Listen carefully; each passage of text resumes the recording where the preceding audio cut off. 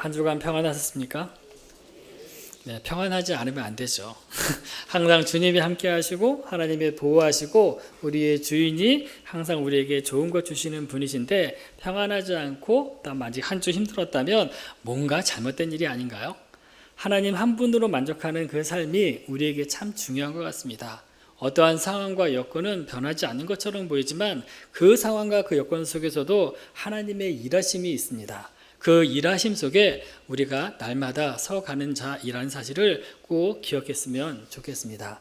오늘은 노뎀나무 아래에 라는 제목으로 잠시 말씀을 전합니다.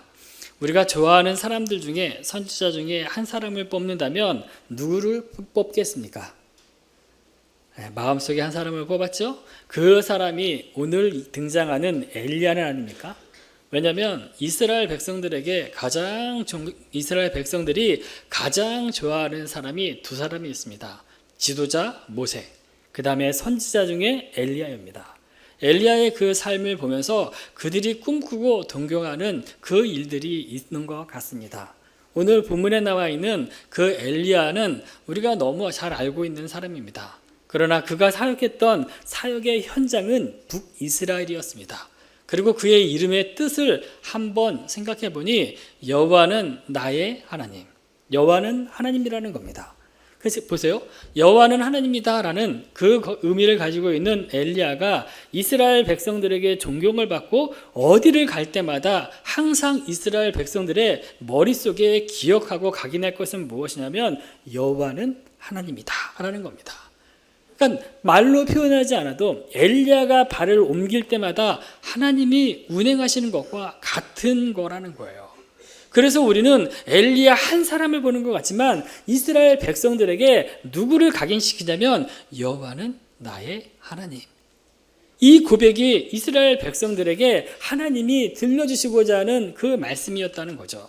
왜냐하면 그 당시 이스라엘 백성들은 여전히 하나님을 믿는다고 이야기하고 그분을 따르고 또한 종교적인 모습은 있었음에도 불구하고 여호와가 진정한 하나님으로 받아들이지는 않았던 것 같아요.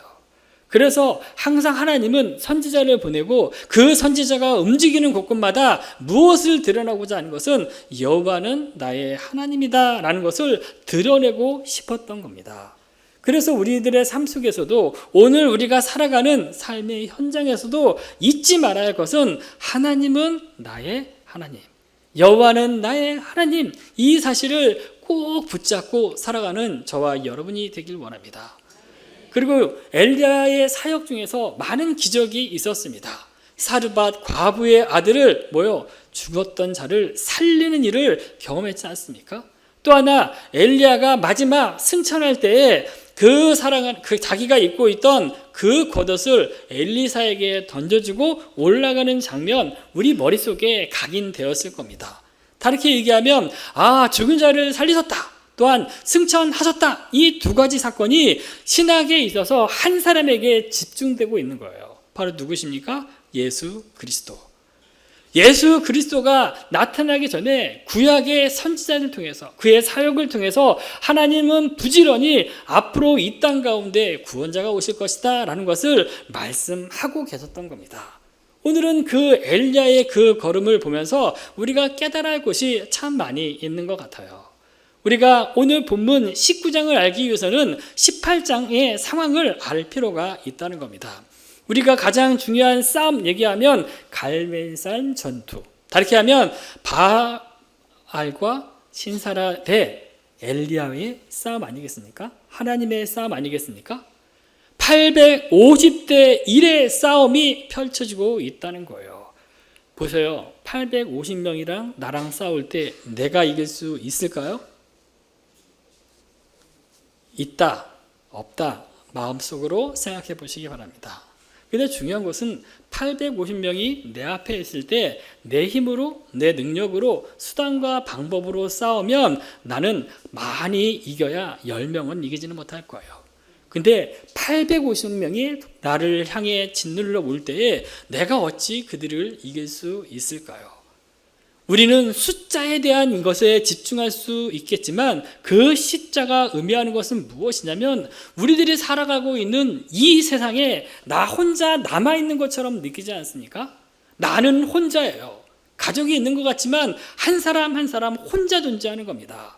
이 혼자인 우리 인생 가운데에 수많은 대적들이 있어요. 최소 850명 있다는 겁니다.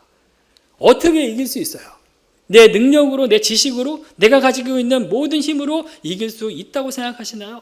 만약에 있다고 여기신다면 여러분은 신앙인으로서 다시 한번 생각해 볼 필요가 있는 거죠. 850명의 그 대적이 우죽순처럼 내 주위를 포위하고 있어요. 내가 하나님의 사람으로 온전히 서가도록 내가 몸부림치지만 항상 나를 걸려 넘어지게 하는 사람이 우리 주변에 너무 많이 있다는 거예요. 이길 수 있는 비결은 오직 하나이라는 거죠.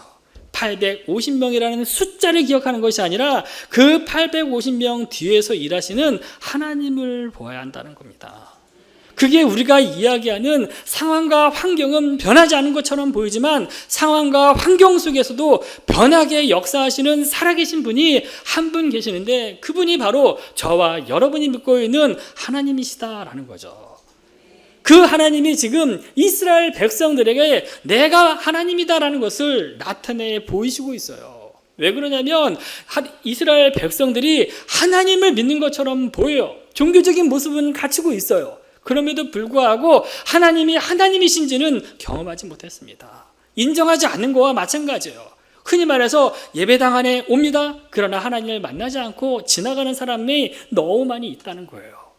다르게 얘기하면 하나님의 살아계시고 그분이 나의 인생의 주인이심을 알면서도 그들이 지적으로 알 뿐 나의 삶의 모든 삶의 현장 안에서는 하나님을 하나님으로 인정하지 않는 그 모습이 이스라엘 백성들에게 있다는 겁니다. 그래서 그 갈멜사의 싸움에서 이야기하는 것은 단 두 가지예요. 하나님이 여호와가 하나님이냐? 바알이 신이냐? 이 두 가지의 싸움이에요. 그러나 이 두 가지의 싸움은 2024년을 살아가고 있는 요즘에도 우리 삶 가운데 날마다 있는 거 아니겠습니까? 하나님이 좋아하시는 것을 선택하느냐 선택하지 않느냐, 세상의 기쁨을 쫓아가느냐, 이 모든 그것의 그 근본적인 것들은 바로 이런 싸움으로부터 있다는 거죠. 엘리야는 그 싸움을 누구에게 청합니까? 바로 아합 왕에게 처해요. 근데 보세요. 아합 왕이 그 엘리야를 만나고자 많은 사람을 보였지만 그 엘리야는 요리조리 피해 다녔습니다. 도망 다녔어요. 만나고자 하지 않았던 겁니다. 3년의 기근을 이야기하고 가뭄을 이야기하고 그 3년이 끝날 때쯤에 그는 어떠하든지 간에 이것을 해결하려고 이리저리 돌아다녔지만 해결할 수 없었어요. 그가 할 수 있는 것은 오바댜와 함께 다시 내가 통치하는 그 지역을 나누어서 보는 것뿐이었다는 거죠. 근데 보세요. 오바댜가 누굽니까? 하나님을 경외하는 자다. 왕궁의 책을 맡은 자이지만 하나님을 경외하는 사람이었다는 거예요. 그가 누구를 만나요? 바로 엘리야 선지자를 만난다는 겁니다. 얼마나 기뻤겠어요. 엘리야가 있으면 이 모든 문제가 해결될 줄 그는 알고 있어요. 근데 한편으로는 어떤 생각이 있냐면 그 엘리사를 아합 왕으로 데리고 가야 함에도 불구하고 자신이 없는 겁니다. 왜요? 엘리야가 자신의 말을 들어줄 것 같지도 않다는 거죠. 왜요? 아합 왕이 명령했음에도 불구하고 그는 듣지 않았던 사람이에요. 담대했던 거예요. 자기 갈 길 간 사람이에요. 근데 보세요. 그 오바다가 아합 왕에게 가서 엘리야가 온다고 합니다 라고 이야기한다 하더라도 엘리야가 올지는 안 올지는 모르는 거예요. 그러니까 그가 엘리야에게 이렇게 얘기하십니까? 내 생명이 달려있다는 거예요. 내 생명이. 그러니까 뭐예요? 그 엘리야가 그 오바댜에게 이렇게 얘기합니다. 오늘 아합 왕을 만나리라, 보리다 라고 이야기해요. 그러면 그렇게 꿈꾸고 그 바랐던 그 엘리야를 아합 왕이 맞이했을 때 어떤 자세로 맞아들였어야 할까요? 그 가뭄의 모든 문제를 해결해 줄 사람이 그가 바로 그 사람이라고 하면 어떻게 영접을 해야 할까요? 근데 성경은 어떻게 이야기하냐면 그를 만나는 첫 장면이 이겁니다. 이스라엘을 괴롭게 하는 자여 너냐? 모든 문제를 해결해 줄 수 있는 그 선지자가 자기 앞에 왔음에도 불구하고 그가 첫 마디는 영접하는 것은 아니에요. 그게 뭐예요? 괴롭게 한다. 근데 엄밀히 보면 엘리야가 그 말에 어떻게 대답하냐면 너와 당신의 아버지 집이 괴롭게 했다라고 이야기해요. 그렇다면 그의 가정이 무엇을 했냐? 딴 거 아니에요. 하나님에 의해서 왕으로 세움 받았으면 이스라엘 백성들을 위탁받은 거예요. 그들이 하나님의 말씀에 굳게 서가도록 힘써야 할 사람이 바로 왕이었는데 그 왕이 하나님의 언약을, 율법을 어겼다는 거예요. 백성들이 하나님에게서 등 돌리게 하도록 그가 했다는 거 아니겠습니까? 그러니까 하나님을 믿는 이스라엘 백성 안에 바알과 아세라를 선지자라고 이야기하는 800명의 지도자들이 있었다는 거죠. 그러니까 그들과 지금 엘리야가 맞닥뜨리려고 하는 겁니다. 누구요? 여호와를 섬기느냐? 바알을 섬기느냐? 그런 싸움이라는 거예요. 그래서 아방에게 얘기합니다. 모든 선지자를 모으고 똑같이 제단을 쌓고 우리가 한번 싸우자. 불이 임하는 제단이 참신이다라는 것을 이야기하고 있다는 거죠. 근데 보십시오. 850명이 모여서 그들이 모여서 기도하고 소리 지르고 너무너무 자기 몸을 학대하면서 자해하면서 그렇게 몸부림쳤으면 그 신은 그것을 보았다면 그거에 대한 합당한 응답이 있어야 됐어요. 근데 보세요. 그 응답이 있었다고 성경은 이야기하지 않아요. 그들이 몸부림치고 뛰놀고 개판으로 얘기하더라도 그곳은 하나님의 불이 임하지는 않았다라고 성경은 말씀하고 있습니다. 그럼 보세요. 엘리야의 입장에서 이제 자기 차례라는 거예요. 불이 임할지 안 할지 엘리야는 알고 있었을 겁니다. 왜냐하면 살아계신 하나님을 믿었잖아요. 그리고 그가 어떻게 하나님의 살아계심이 얼마나 큰지 인간적인 모든 것들을 다 차단시켜요. 어떻게 하냐면 소 한 마리를 잡아요. 똑같아요. 그리고 나서 각을 떠요. 똑같이 나가요. 그리고 번제단 위에 그 제물을 쌓다는 겁니다. 나무 위에 그 모든 각든 그 짐승을 올려놔요. 그리고 무엇을 합니까? 물 4통을 가지고 와서 위에서부터 계속 부어 붓습니다. 그리고 도랑을 파는 그 물까지 가득 차요. 그러니까 잠시 불이 왔다가 꺼질 수 있는 그런 상황이라는 거예요. 그렇죠? 잠시 왔다 그러면 그럴 수도 있겠지 우리는 생각하잖아요. 근데 하나님이 그에게 어떻게 응답하시냐면 완전히 도랑의 물을 샥 핥을 정도로 모든 것들을 태워버리고 마르게 하셨다는 겁니다. 뭘 얘기해요? 하나님 앞에 한 사람이 참 소중하라는 거예요. 근데 그가 이 제단의 불의 위에서 했던 것은 하나님 앞에 난리치는 것이 아니었다는 거예요. 자해했다는 것도 아니에요. 오직 무엇이라고 얘기하냐면 그 18장 36절 말씀을 한 목소리로 크게 읽습니다. 18장 36절 시작. 저녁 소재 드릴 때에 이르러 선지자 엘리야가 나아가서 말하되 아브라함과 이삭과 이스라엘의 하나님 여호와여 주께서 이스라엘 중에서 하나님이신 것과 내가 주의 종인 것과 내가 주의 말씀대로 이 모든 일을 행하는 것을 오늘 알게 하옵소서. 뭐 이야기합니까? 하나님 앞에 그가 기도를 드려요. 아브라함, 이삭의 하나님 이야기하고 이스라엘 중에서 하나님이 되신다라는 것을 그가 고백한다는 겁니다. 그리고 내가 바로 주의 종이다라는 것을 이야기하고 내가 주의 말씀대로 순종했다라는 것을 이야기해요. 그리고 나서 오늘 행하십시오라고 이야기한다는 거죠. 하나님의 역사는 뭐예요? 하나님을 인정하고 주의 택한 종들을 귀히 여기고 하나님의 말씀대로 순종하는 사람들의 그 기도 소리에 하나님은 응답하신다는 거 아니겠습니까? 어찌 보면 우리가 이 세상을 살아가면서도 항상 놓치기 쉬운 것은 나에게 있어서 하나님, 그분이 살아계신 하나님이신지 잠시 헷갈릴 수 있어요. 왜냐하면 상황과 여건과 환경이 바뀌지 않음으로 인하여 내가 계속 하나님, 다른 사람의 하나님은 살아계실지 몰라도 내가 믿는 하나님은 살아계신 것처럼 느끼지 않습니다 라고 고백하는 사람도 있잖아요. 다시 한번 생각하십시오. 하나님은 하나님이십니다. 그리고 그 하나님의 선택받은 주의 종이 있다는 거고, 그 종이 하나님의 말씀대로 그것을 행했을 때에 하나님의 역사는 있었다는 거죠. 결국 우리는 850명의 일의 싸움에서 승리한 엘리야를 보고 있는 거죠.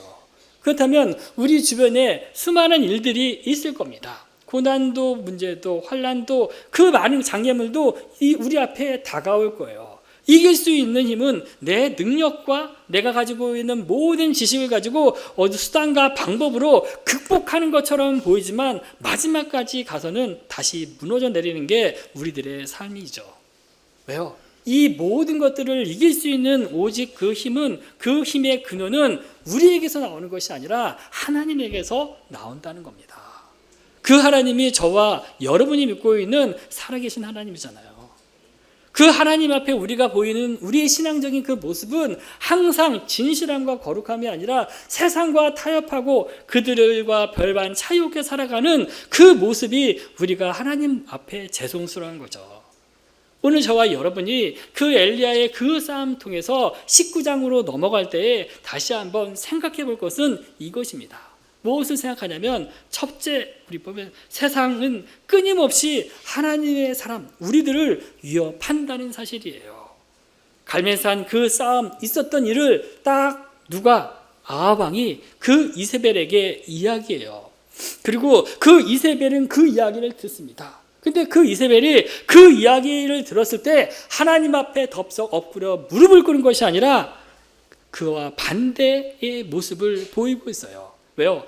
그가 지극히 섬기고 그가 지극히 대접했던 그 바알과 아세라를 섬기는 제사장이 칼로 죽였다라는 것을 들었기 때문이죠. 한순간에 뚜껑이 열린 겁니다. 아니, 엘리야가 누군데 내가 그렇게 지극정성을 보인 그 제사장들을 이렇게 죽일 수 있어라고 이야기하는 거죠. 한편으로 보면 그들이 죽었다면 이세벨이 여왕이라도 죽을 수 있는 거예요. 그렇지 않습니까? 하나님의 마음을 떠난 사람 한순간에 하나님은 죽일 수 있는 그 힘이 있는 거예요. 근데 그 이세벨은 그 칼로 죽었다는 그 사실 하나만으로 엘리야에게 뭐라고 이야기하냐면, 내일 이맘때에 너도 저렇게 죽은 사람들의 한 사람의 생명처럼 그렇게 될 것이다. 다르게 얘기하면 내일 이맘때에 너의 생명은 끝난 것이다. 그 한마디를 하잖아요. 그렇죠? 이 말을 들었던 엘리야가 아멘, 죽으면 죽으리라 라고 이야기한 것이 아니라 도망가잖아요. 어디로 도망갑니까? 브엘세바로 가요. 이스라엘에게 있어서 끝은 북은 단이고 남은 브엘세바예요. 그들의 영토라는 겁니다. 그가 할당했던 그곳은 북이스라엘이 통치하는 그곳이었어요. 근데 이 말이 얼마나 마음에 들었다면 어디까지 오냐면 남유다의 땅인 브엘세바까지 가고 광야를 지나서 하루길쯤 더 멀리 갔다라고 이야기하고 있습니다. 그리고 그 사실을 통해서 그가 했던 그 것은 다른 것이 아니라 자기 생명의 소중함 때문에 그렇다는 거예요. 그러니까 자기를 위하여 그가 피한 거잖아요. 근데 보세요. 850명을 죽일 때에 그는 상황과 환경을 바라보지 않았어요. 근데 한순간에 어떻게 돼요? 그 한 사람의 그 말로 인해서 그의 믿음이 흔들리기 시작하잖아요. 우리들도 그럴 수 있다는 겁니다. 그리고 나서 그 이세벨이 그것은 엘리야 한 사람에게 했던 행동이 아니라 누구에 대한 도전으로 받아들이냐면 하나님에 대한 정면 승부, 도전이라는 겁니다. 결국은 뭐예요? 하나님의 택한 사람, 또 하나님이 함께 하셔서 그들에게 이런 경고를 보여줬으면 그것을 보고 어떻게 하라는 거예요? 빨리 돌아오라고 하는 그 말씀이 있는데, 그는 자기가 섬겼던 그 신이에게 뭐렇게 얘기하냐면, 그렇게 하지 아니하면 신들이 내게 벌 위에 벌을 내림이 마땅하다. 내가 저 사람은 엘리야를 죽이지 않으면 내가 섬기는 그 신이 나를 벌할 것이다 라는 그 두려움에 사로잡혔던 그 여인이 바로 이세벨이었어요. 하나님이 누구십니까?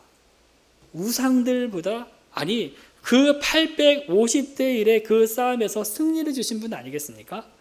그가 이스라엘 백성을 너무너무 사랑하셔서 애굽에서 출애굽하고 불기둥과 구름기둥으로 인도하시고 가는 곳곳마다 승리했어요. 그렇죠? 하나님의 대적자들 나타날 때마다 다 물리쳐 주셨던 분이 바로 하나님이에요. 그 대적자에게 지금 한 사람이 나타나는데 이세벨이 똑같은 일을 하고 있다는 거예요. 왜요? 그 사람은 우리에게 어떤 이야기로 이야기하냐면, 오늘도 우리 하나님을 믿는 거룩한 사람들에게 수많은 대적자 중에 한 사람이 찾아올 수 있다는 거예요. 나를 향한 대적으로 볼 수 있지만 결국 뭐예요? 내가 믿는 그 하나님에 대한 대적으로 다가올 수 있다는 거죠. 그 내 힘으로 이길 수 있습니까? 아니에요. 이 싸움은 영적인 싸움과 맞닥뜨릴 수 있다는 거죠. 그래서 우리는 하나님을 의지하고 그분을 믿지 않으면 이 싸움에서 승리는 할 수 없는 연약한 자들이 바로 우리들이라는 거죠. 요즘에 그런 책들도 많이 예전에 나왔죠. 신은 없다. 없어요? 신은 죽었다. 죽었어요? 신은 만들어졌다. 만들어진 신. 막 이런 얘기 나오잖아요. 세상의 지혜가 아무리 뛰어나도 하나님의 한마디면 끝이 납니다. 그렇죠? 세상의 지혜나 과학이 아무리 발전해도 하나님이 끝이다라고 하면 모든 것은 끝이라는 거예요. 그거 바로 성경 아니겠습니까? 성경의 그 내용이 깊이가 깊지 않는 것이 아니에요. 모든 것들을 다 풀어주기 위해서는 성경 한 권으로도 부족하다는 거예요. 그러나 부족하지만 가장 중요한 한 가지 사실을 이야기하는데 하나님이 누구시냐라는 것을 이야기하고 있다는 거죠. 그분이 우리를 향해서 어떻게 이야기하냐. 너희들이 이 세상 가운데 율법을 버리고 도망쳐 간다 하더라도 내가 택한 자들은 구원한다는 거예요. 그래서 이 땅 가운데 예수 그리스도를 보내셨고 그분의 삶의 모습을 보면 고난과 핍박, 십자가 지는 그 사건이 있지 않았습니까? 십자가 왜 졌습니까? 나와 상관이 있어요? 십자가 지심이 나와 상관이 없다면 나의 믿음은 헛것이에요. 주님이 십자가 지시고 주님이 고난당하고 핍박당하는 것은 나 한 사람 구원하기 위해서 했다는 거, 우리가 성경은 그렇게 말씀하잖아요. 이 사실을 받아들이지 않는다면, 믿지 않는다면 예수님은 이 땅 가운데 오셔서 나의 삶과 상관없는 죽음을 살다가 간 것과 마찬가지라는 거예요. 그분이 십자가 지심으로, 그분이 고난당하심으로, 그분이 다시 부활하신 그 이유가 오늘 2024년을 살아가고 있는 나의 삶 안에서도 여전히 동일하다면 나는 구원받은 한 사람인 거죠. 그것이 은혜라는 거죠. 그 은혜 속에 우리가 오늘도 살아가는 거고 내일도 살아가는 거고 영원토록 살아갈 수 있는 그 힘의 출발점은 바로 예수 그리스도라는 거예요. 이 사실을 알고 살아가는 자, 그걸 믿고 살아가는 자들이 바로 그리스도인입니다. 만약에 그걸 믿지 않고 살아가면 종교적인 열심으로 예배당에 오지만 여전히 우리는 종교인으로 이 뜰만 밟고 갈 뿐이에요. 하나님과 상관이 없어요. 기억하십시오. 우리가 이 자리에 왔으면 하나님의 살아계심을 경험해야죠. 그 살아계심이 예배당 안에서만 살아계신 것이 아니라 예배당 밖에서도 내가 만나는 사람에게도 동일하게 하나님의 살아계심을 경험해야 한다는 겁니다. 다른 사람이 뭐라고 얘기해도 중요하지 않아요. 하나님이 살아계시고 그 하나님이 나와 함께 하신다는 그 확신을 가지고 오늘도 내일도 살아갈 때에 우리는 세상에 끊임없이 도전받고 위협을 주지만 우리는 담대하게 그 위협 앞에 맞짱 뜰 수 있는 자라는 사실을 기억하는 저와 여러분이 되길 원합니다. 두 번째 또 생각할 것은 무엇이냐면, 세상은 끊임없이 우리를 위협하지만 그 위협 앞에 우리가 무릎을 꿇는 것이 아니라 우리는 그 위협 앞에서도 믿음의 발걸음을 내디뎌야 한다는 거예요. 보세요. 이사벨에 의해서 말 한마디로 인해서 그의 신앙이 흔들리잖아요. 그렇죠? 그로 인하여 그가 어디에요? 브엘세바까지 가잖아요. 그리고 나서 도망가서 내가 여기쯤 이제 더 이상 도망갈 데가 없어서 들어갔던 곳이 로뎀 나무 아래 아닙니까? 그가 그 로뎀 나무 아래에서 했던 것은 다른 것이 아니라, 하나님 이제는 넉넉하니 하오니 지금 내 생명을 거두시옵소서. 나는 내 조상들보다 낫지 못하니이다 라고 이야기해요. 죽기 원했다면 처음부터 출발하지 않으면 돼요. 이사벨에 가가지고 한순간에 죽으면 끝이라는 거예요. 근데 그가 그렇게 하지 않아요. 자기 생명을 위해서 브엘세바까지 오고 광야 하루 더 광야길을 갔다고 성경은 기록하고 있다는 겁니다. 생명에 대한 미련이 있다는 거예요. 저나 여러분이나 생명에 대한 미련 없으면 안 되잖아요. 생명이 소중하잖아요. 한 번뿐인 우리의 인생이잖아요. 근데 그 생명의 소중함 앞에서 이제 내가 피할 마지노선은 여기까지라는 거예요. 더 이상 갈 데가 없다라는 거예요. 그가 노뎀나무에 앉아서 했었던 일은 다른 것이 아니잖아요. 그냥 하나님 이제 내 생명 거두어 가십시오. 나는 우리 조상들보다 낫지 않습니다라는 그 이야기밖에 하지 않잖아요. 보세요. 무엇이 그로 하여금 노뎀나무에까지 가게 했습니까? 이세벨의 말 한마디였어요.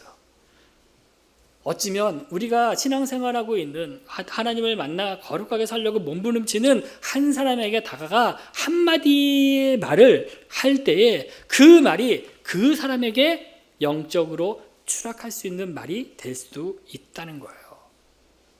한 사람이 하나님을 바로 서려고 몸부림치는데 격려하고 유로해주지 않을 망정 그 사람의 그 상한 심지를 꺾어버리는 그 한마디를 누가 할 수 있다는 거예요. 바로 좀 더 깨어있는 우리들이 할 수 있다는 거예요.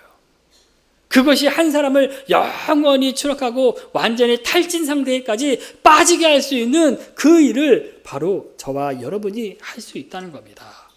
새로운 사람들이 이곳 가운데 와서 새롭게 이제 신앙생활 열심히 하려고 하면 박수치고 위로하고 격려하고 환영임에도 불구하고 어때요?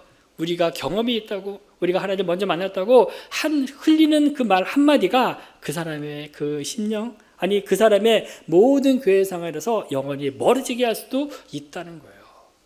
근데 그것이 말뿐이겠습니까?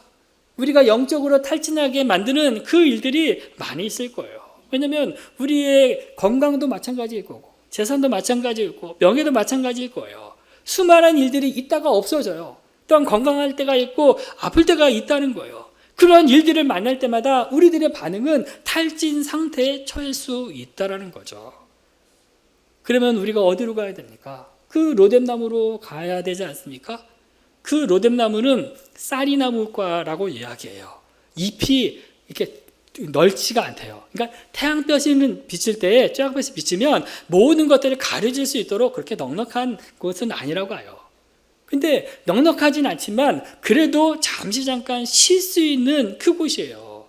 이 땅 가운데 잠시 잠깐 쉴 수 있는 곳이 있다는 거 아니겠습니까? 그곳 안에서 하나님은 누구를 보내시냐면 천사를 보내시잖아요. 그 천사를 통해서 누구를 위해요? 엘리야를 어루만지셨다라고 얘기해요. 하나님이 엘리야의 그 모든 것들을 모르시는 분이 아니다라는 거예요. 우리의 모든 상황과 환경과 여건을 모르시는 분이 아니라는 거예요. 그분이 우리에게 다가왔을 때 우리를 어루만져줄 수 있는 분이시라는 거예요. 그래서 우리가 그분 앞에 날마다 나오는 겁니다. 그리고 그 천사를 통해 뭐라고 이야기하냐면 일어나 먹으라라고 이야기해요. 그리고 나서 뭐예요? 일어났습니다. 그리고 그가 본 것은 천사를 보았습니까? 아니에요. 천사를 본 게 아니라 머리맡에 있는 뭐요? 숯불에 구운 떡, 물 한 병. 그 소리를 듣고 그가 머리맡에 있는 것을 보고 그것을 먹었다라고 얘기해요. 보세요. 노뎀나무로 도망갔을 때에 하나님께서 이 모든 것들을 준비하실 것이라 믿고 그가 그쪽으로 간 것이 아니었다는 거예요. 만약에 우리가 갈 수 있는 그런 상황 속에 갔을 때에 그 안에서도 하나님은 우리가 살 수 있도록 모든 것들을 주신다는 거죠. 일용할 양식을 주신다는 겁니다. 그분이 바로 저와 여러분이 믿고 있는 그 하나님이시죠. 그렇기 때문에 우리가 그 하나님 앞에 날마다 나와야 한다는 거고 날마다 그분의 말씀을 들어야 한다는 거 아니겠습니까? 그분이 또 다시 천사를 통해 또 이야기해요. 일어나 먹어라. 그리고 그 다음에 뭐라고 했냐면 내가 갈 길을 다 가지 못할까 하노라. 하나님이 나를 다 육신 탈진 상태에 빠져 있는 나를 건져내신 것뿐만 아니라 이제는 하나님이 원하시는 그 길로 가도록 다시 사명을 주는 거죠. 그것이 바로 하나님이 우리들에게 하시는 일들이죠. 그렇다면 세상의 유혹과 시험과 고난과 장애물이 많아서 매 순간순간마다 우리는 자빠지고 넘어지고 헤어나지 못하라 그런 이야기가 아니라는 겁니다. 또한 그 모든 것들을 하나님이 다 싹 거두어가시겠다 그렇게 얘기하지도 않아요. 그런 것들은 날마다 우리에게 몰려든다는 겁니다. 몰려들어도 우리가 그 모든 상황을 감당할 수 있도록 한 발 한 발 발을 내디디라 성경은 이야기하고 있습니다. 하나님은 그것을 보고 계시잖아요. 보세요. 그래서 우리가 어떤 문제를 만났을 때 하나님 앞에 무릎을 꿇고 기도하는 건 너무 중요해요. 부르짖는 건 중요합니다. 그러나 부르짖는 것만으로는 되지 않아요. 부르짖고 나서 행동으로 옮기는 겁니다. 비록 힘들어도 한 발 한 발 발을 내디디다라고 말씀하고 있습니다. 그분이 가라 하면 가야 되고 멈추라면 멈추면 되는 거예요. 그것을 우리가 듣지 못한다면 여전히 우리는 기도만 하고 있어서 하나님의 역사와 기적은 경험하지 못해요. 하나님의 살아계심이 오늘도 나와 성도님들의 삶 속에 있다면 그 살아계심이 반드시 삶 속에 나타난다는 사실을 믿는 저와 여러분이 되기 원합니다. 영육 간에 많이 벌어지는 수많은 싸움 앞에 우리가 승리할 수 있는 비결은 오직 한 가지예요. 그것은 주님과 함께 가는 것. 그리고 그것을 믿고 한 걸음 한 걸음 발을 내디딜 때에 하나님의 역사는 우리들의 삶 속에 나타난다는 그 사실이죠. 이 일을 믿는 저와 여러분이 되었으면 좋겠습니다. 세 번째 또한 생각할 것은 세상은 우리를 항상 위협한다고 얘기했어요. 그리고 하나님의 사람들은 그 세상의 위협에서도 항상 믿음의 발을 내디뎌야 한다고 했어요. 그러면 하나님께서 약속한 게 뭐냐면 날마다 우리를 어루어 만져주시고 회복시켜 준다는 사실입니다. 믿으십니까? 내일은 월요일이죠. 한 주의 시작이라고 이야기합니다. 다시 한 주의 시작은 치열한 싸움의 시작을 이야기해요. 맞잖아요. 가정에서도 싸움만 있는 거 아니잖아요. 직장에서나 일터에서 수많은 싸움들이 있잖아요. 영업하기 위해 수많은 사람들의 눈치를 봐야 되고 또한 수싸움을 해야 되고 또한 어떻게 해야 이 물건을 팔고 또한 나에게 수익을 얻느냐, 이 수많은 것들이 얼마나 복잡해요. 얼마나 힘들어요. 사람의 그 마음을 움직인다는 거 쉽지 않는 겁니다. 그런 싸움 앞에서 우리가 어떻게 되냐면 그 안에 가더라도 회사 안에서 위에서 아래에서 쪼이는 그 압박감도 무시할 수 없잖아요. 일터에서만 있습니까? 가정 안에서도 있잖아요. 그렇죠? 우리가 만나는 모든 사람 속에서 우리가 이길 수 있는 비결, 우리가 소망과 위로를 받을 수 있는 것은 한 가지예요. 우리에게 노뎀나무 있다는 거예요. 어디입니까? 제가 물어보고 싶어요. 여러분에게 있어서 고단하고 또한 지치고 막막하고 사방이 막혀 있을 때 여러분이 찾아가는 그 노뎀나무 아래는 어디입니까? 그곳에서는 찾아간다면 어루어 만져주시는 것을 경험할 겁니다. 회복을 경험할 겁니다. 그곳이 어디예요? 노뎀나무를 생각할 때마다 이 생각이 듭니다. 우리의 창세기에 보면 야곱에 대한 이야기가 나와 있어요. 야곱이 하란으로 갑니다. 그리고 어느 지점에 딱 가가지고 뭘 하냐면 돌베개를 베고 잠을 잡니다. 또 가죠? 엘리야와 똑같이 잠자는 걸 좋아하나 봐요. 잠을 자요. 잠을 자기 시작하니까 이곳에서 잠을 자는 사람도 있잖아요. 그래서요, 잠을 잘 때에 그가 본 것은 무엇이냐면 사닥다리를 보는데 땅끝 아래서부터 하늘까지 연결되어 있는 걸 봅니다. 그리고 그 사닥다리 위아래를 부지런히 움직이는 하나님의 사자들을 보았어요. 그리고 끝자리에 여호와가 서 계신 것을 보았어요. 그렇죠? 제 이야기가 아니라 성경에 나와 있습니다. 창세기에. 그 이야기를 통해서 그가 뭐라고 이야기하냐면 옛날에는 이 땅이 이곳이 루스라고 얘기해요. 근데 지금은 베델이라고 얘기합니다. 베델의 뜻이 무엇이에요? 하나님의 집. 뭘 이야기합니까? 하나님의 임재가 하는 그 노뎀나무와 같은 것은 어디예요? 베델이라는 거예요. 그렇죠? 하나님의 치유와 역사와 회복이 있는 거 베델이라고 이야기하는 거예요. 그렇죠? 그게 바로 교회예요, 교회. 하나님이 이 땅에 남겨주신 것은 이 교회를 남겨주셨어요. 그래서 이 교회 안에서 우리가 기도할 수 있는 거고 회복할 수 있는 거고, 그래서 상처받은 모든 사람들에게 문이 열려 있고 누구나 교회에 들어올 수 있는 겁니다. 하나님의 말씀을 듣고 위로를 받고 다시 세상 가운데 나갈 수 있도록 만들어 주신 분이에요.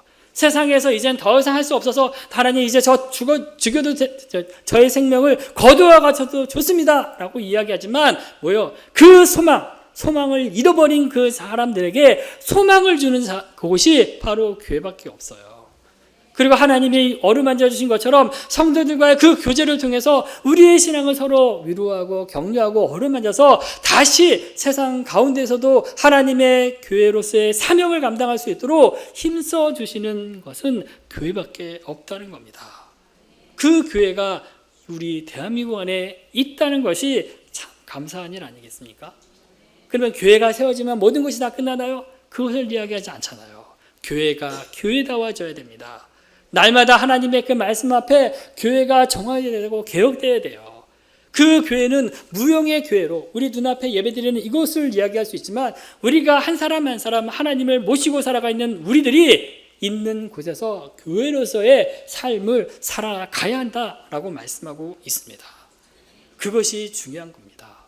그래서 40일을 거쳐서 어디로 갑니까? 호렙산에 가잖아요. 그리고 나서 호렙산에서 하나님이 그 엘리야를 향해서 뭐라고 물어보시는지 아나요? 내가 어찌하여 여기 있느냐? 무슨 말이에요?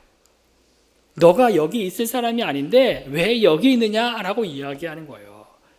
그렇죠?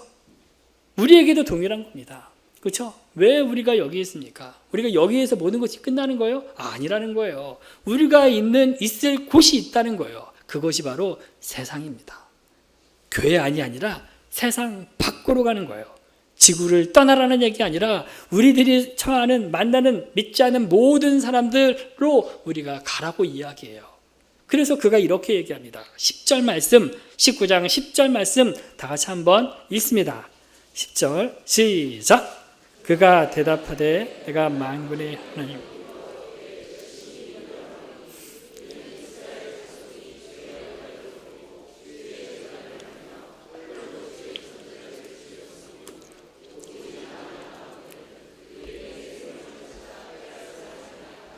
네, 무슨 말입니까? 나는 유별했습니다 라고 얘기하는 거예요. 하나님의 백성들은 언약을 버리고 주의 제단은 헐어지고 그 다음에 선지자들은 죽음을 당하고 막 그런 얘기를 하잖아요. 다르게 얘기하면 세상은 오늘 우리가 하나님의 나라 완성하기 위해서 날마다 몸부림치지만 그 세상은 하나님의 말씀에서 어긋나도록 계속 우리를 시험한다는 겁니다. 그리고 주의 제단을 날마다 허물어뜨리려고 시도하고 있다는 거예요. 하나님의 종도를 죽이려고 지금도 애쓰고 있다는 거예요. 우리가 할 일은 그 반대로 하면 됩니다. 하나님의 말씀 언약을 굳게 세우는 일을 바로 저와 여러분이 감당해야 되는 겁니다. 그리고 헐어진 주의 제단을 다시 든든히 세우는 그 역할을 바로 저와 여러분이 해야 되는 거예요. 그리고 선지자들이 그 선지자의 사명을 감당하도록 선지자를 세우는 그 일을 바로 우리에게 하라고 말씀하고 있는 겁니다. 그것이 그렇게 될 때에 우리의 다음 세대가 존재해요.